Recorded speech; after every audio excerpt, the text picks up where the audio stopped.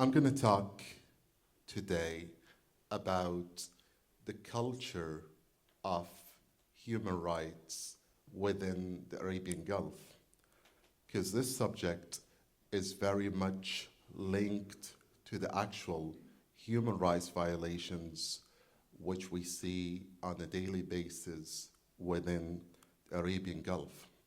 And the first question is, keeping in mind I'm going to focus on Bahrain, and I'm going to focus on the issue of human rights violations and the issue of religious freedom. The first question is, do we have a culture of human rights in the Arabian Gulf? Do we have a culture of human rights in the Arabian Gulf?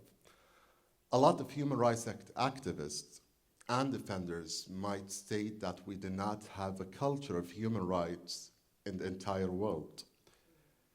But when you benchmark against civilized countries which abide by the universal law and the Universal Human Rights Declaration, the Arabian Gulf does not stand as a positive example.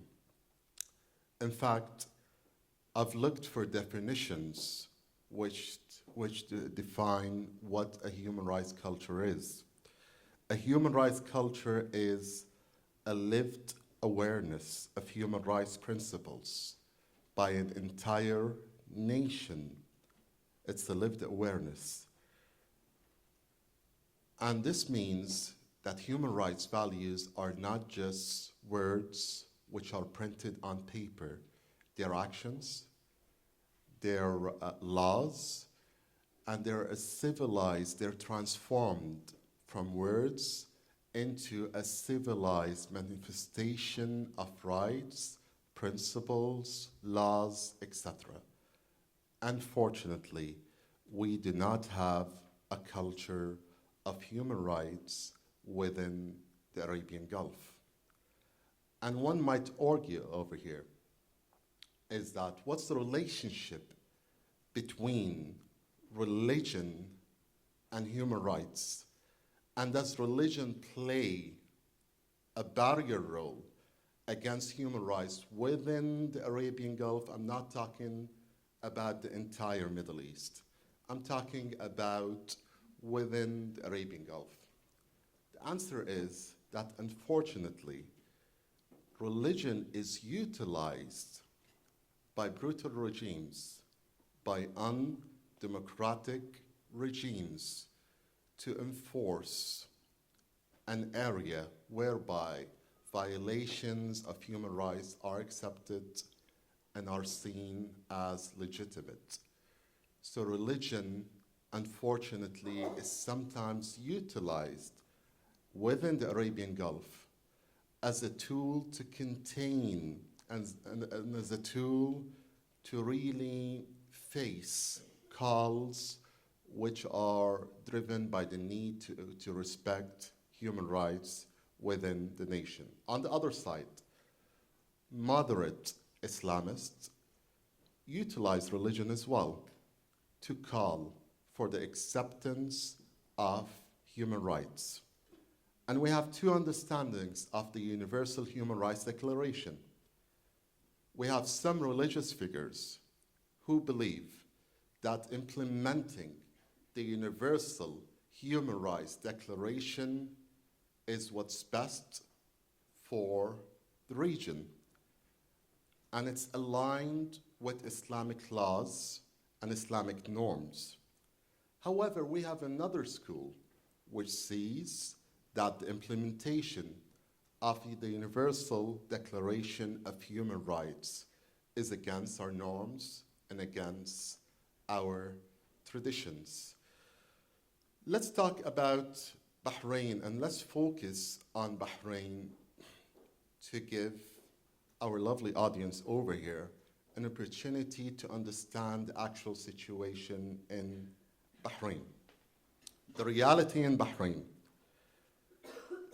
today is similar to that of non-democratic Arab countries from the Gulf to the ocean.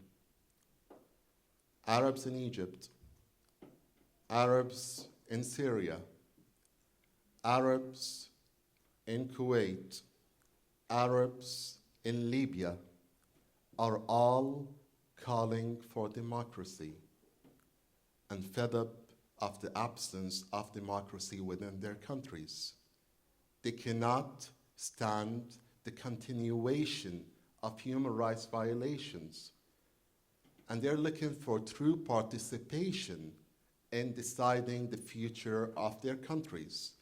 So Bahrain is no exception.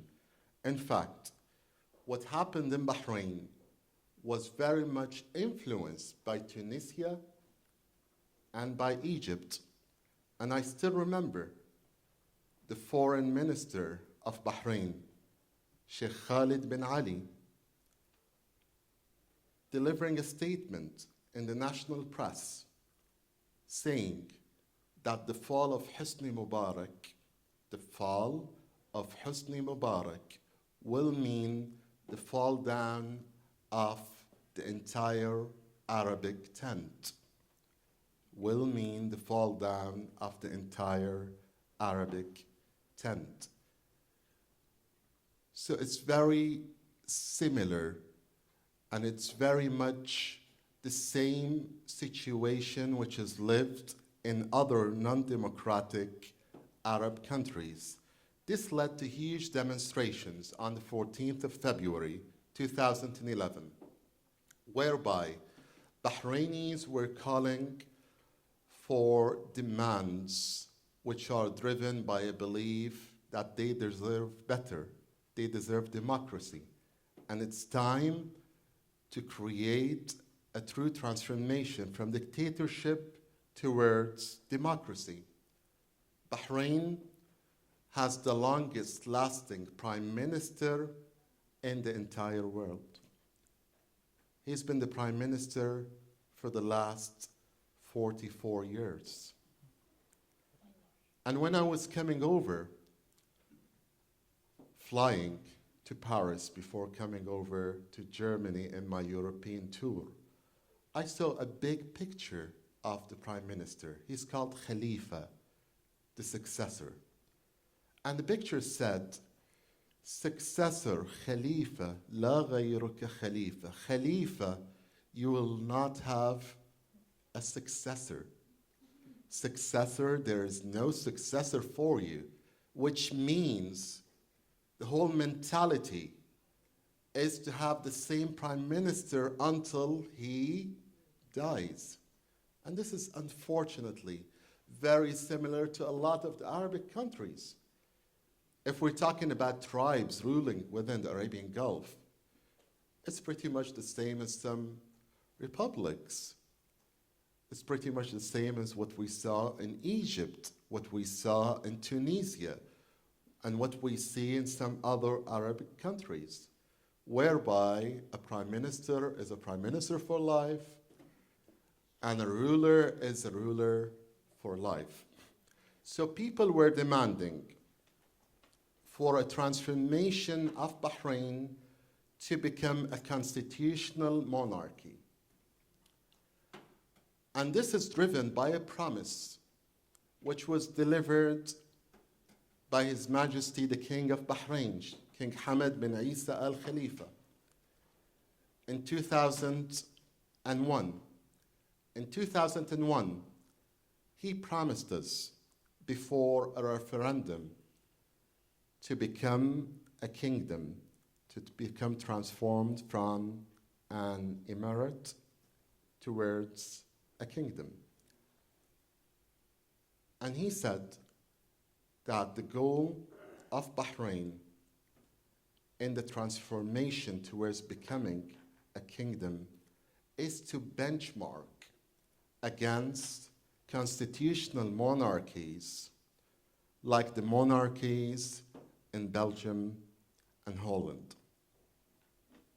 Unfortunately, we do not have a constitutional monarchy, and until today, we're demanding for a constitutional monarchy. A constitutional monarchy is basically a country whereby There is a ruling family. There is a royal family, and the country is governed by its own people. Can you imagine a country which has 19 major ministries, whereby 15 ministers are from the royal family, as if they have the competencies, the skills, the knowledge, the expertise, and the ability to perform better than Bahrainis. So what we demanded for as an entire nation, I'm talking over here as a religious freedom defender and a human rights defender, but I'm part of a nation. I'm a Bahraini at the end of the day. What we demanded for is to become a true constitutional monarchy, whereby our government is elected by the people, and at the same time respecting the existence, the privilege of the royal family. These were the demands of the majority of Bahrainis. However, Bahrain decided to crush down these legitimate demands and to crush down initiatives which were leading towards fruitful dialogue between social powers and moderates within the regime. And this led to the imprisonment of more than 4,000 Bahrainis. It led to the demolition of 38 mosques. 38 mosques were demolished by the regime. At that time, I was personally in prison, and I remember an officer calling me and telling me, Sheikh Maytham, the mosques were demolished. So when I went back to my prison cell, I spoke to a lawyer, a prominent lawyer, who was with me in the same cell. And I told him it's impossible to do that. I think he's just trying to impose emotional pressures upon us. I did not think, since we were incomplete, I didn't see my lawyer for up to 7 months. The first time I saw my lawyer was when I left prison. That was the first time I met my lawyer. So I thought it was almost impossible to do that. The question is, why did the government of Bahrain demolish 38 Shia mosques? Is it because there's a conflict between Shias and Sunnis in Bahrain? That's a big question. Is there a conflict between Shias and Sunnis in Bahrain? Absolutely not.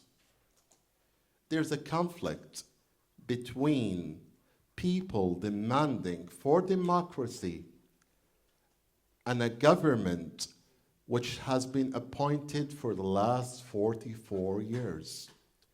People who are demanding for participation in that government, and a government which has been in place for the last 44 years. So the government intended to ignite sectarianism in order to create international alignments and local alignments and build up loyalists who would be driven by a sectarian mindset. However, the demands in Bahrain are democratic demands for Shias, for Sunnis, for Sufis, for seculars, for Islamists, etc., etc.